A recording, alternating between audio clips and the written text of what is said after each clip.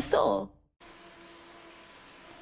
Assalamualaikum warahmatullahi wabarakatuh.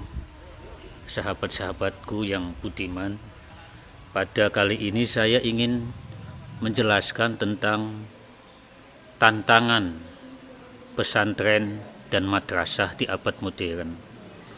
Seperti kita tahu bahwa lembaga-lembaga, bahwa sistem sosial dengan datangnya abad modern dan kini masuk di abad digital telah mengalami berbagai perubahan, dan kita dituntut untuk menyesuaikan dan beradaptasi dengan lingkungan-lingkungan yang baru. Inilah tantangan madrasah dan pesantren. Karena itu tantangan-tantangan madrasah dan pesantren diantaranya adalah perubahan sosial terjadi terus-menerus. Sains dan teknologi menentukan daya saing dan kemenangan bangsa. Dunia pendidikan Islam masih menekankan aspek teologi. Belum beranjak ke pandangan dunia baru yang berubah. Munculnya modernitas, revolusi industri 4.0, artificial intelligence, Internet of Things, dan lain-lain. Tantangan-tantangan ini harus direspon dengan cara yang tepat dan terencana, sebab jika tidak, kita akan terisolasi dari panggung dunia modern dan panggung dunia digital. Namun begitu, di samping ada tantangan, madrasah dan pesantren punya peluang. Apa itu peluangnya? Pertama adalah modernitas dan revolusi industri memicu krisis lingkungan. Agama dan spiritualitas dapat menjadi penyeimbang. Nilai-nilai agama dapat menopang kelanjutan peradaban. Krisis mental, ancaman perang, mikroba dapat mendorong spiritualitas. Kenakalan remaja, narkoba, konflik sosial, kesenjangan, dan lain-lain dapat mendorong manusia memikirkan agama. Nah, peluang ini dapat menjadi bahan atau pintu masuk bagi agama dan spiritual memberikan atau mengambil bagian dalam penyelesaian krisis-krisis akibat modernitas dan digital yang didominasi oleh ancaman-ancaman tersebut. Selanjutnya, kita perlu menjelaskan apa sih modern itu. Hal ini penting sebelum kita melakukan evaluasi dan seterusnya. Maka secara singkat bahwa modern pada dasarnya adalah relating to the present or recent time as opposed to the remote past, yakni sebuah hal yang terkait dengan masa kini dan lawan dari masa lalu. Sedangkan karakteristik dari modernitas adalah pertama, munculnya negara bangsa, rise of the nation state.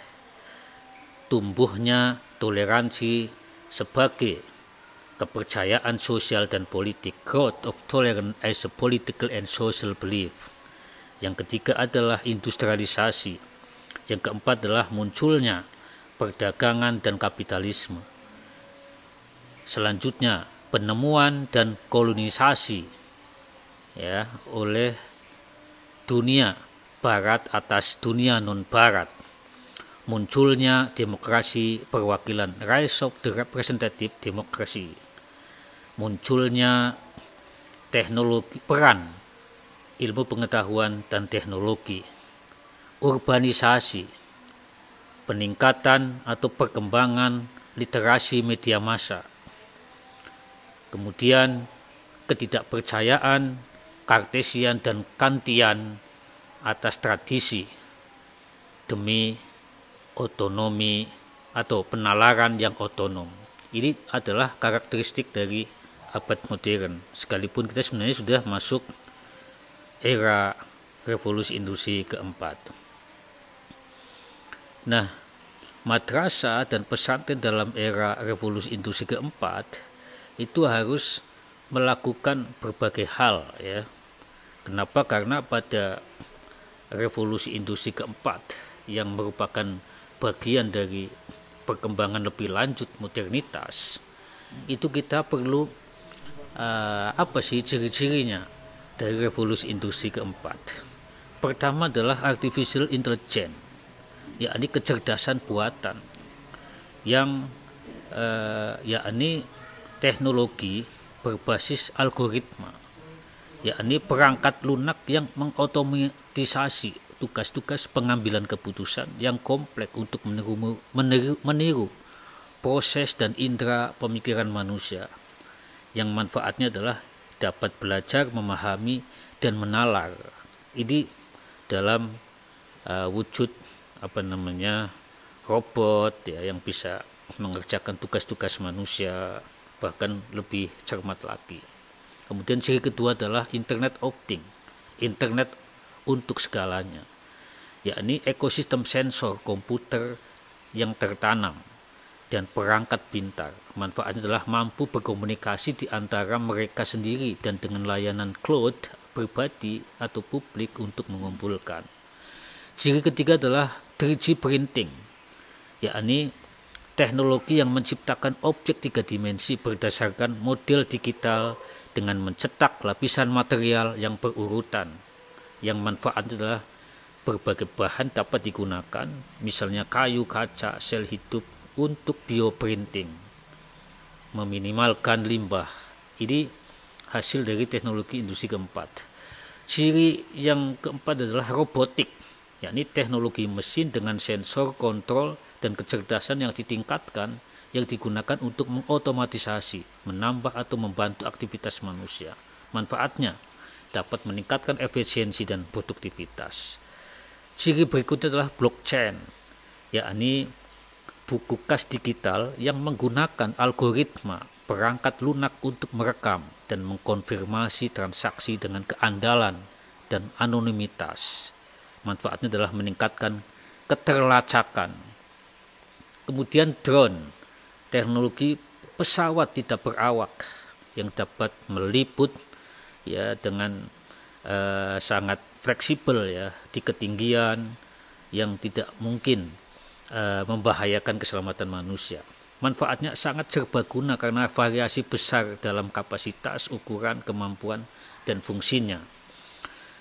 Ciri berikut dari revolusi industri keempat adalah virtual reality atau VR, yakni teknologi yang menyiratkan pengalaman immersion lengkap yang 100% dihasilkan komputer. Manfaatnya adalah inovasi dapat disajikan tanpa benar-benar memproduksinya. Dan ciri yang terakhir adalah augmented reality atau AR, yakni teknologi yang menawarkan pengalaman dunia nyata dengan hamparan yang dihasilkan komputer. Manfaatnya adalah campuran dunia nyata dan komputer, seperti yang dilakukan pada game Pokemon ya. Nah, pada saat ini dengan modernitas yang begitu maju, abad digital yang robotik, algoritma, artificial intelligence, Internet of Things, maka segalanya mengalami disrupsi. Maka disrupsi seharusnya memotivasi perubahan. Yakni apa itu yang menyebabkan disrupsi? Munculnya teknologi revolusi industri 4.0 ya. Kemudian apalagi pandemi COVID-19 ini memicu percepatan, menuntut perubahan yang radikal. Nah, dalam dunia yang berubah dan lingkungan yang berubah dan kita harus beradaptasi, maka mindset dan kultur kita mesti berubah. Terus apa yang harus dilakukan madrasah dan pesantren atau lembaga-lembaga muslim ya, atau apapun yang hidup di abad ini? Ya, harus mengembangkan 4 kemampuan atau 4C. Pertama adalah critical thinking, berpikir kritis. Kedua, komunikasi. Ketiga, collaboration, kerjasama. Dan keempat, creativity. 4 kemampuan ini adalah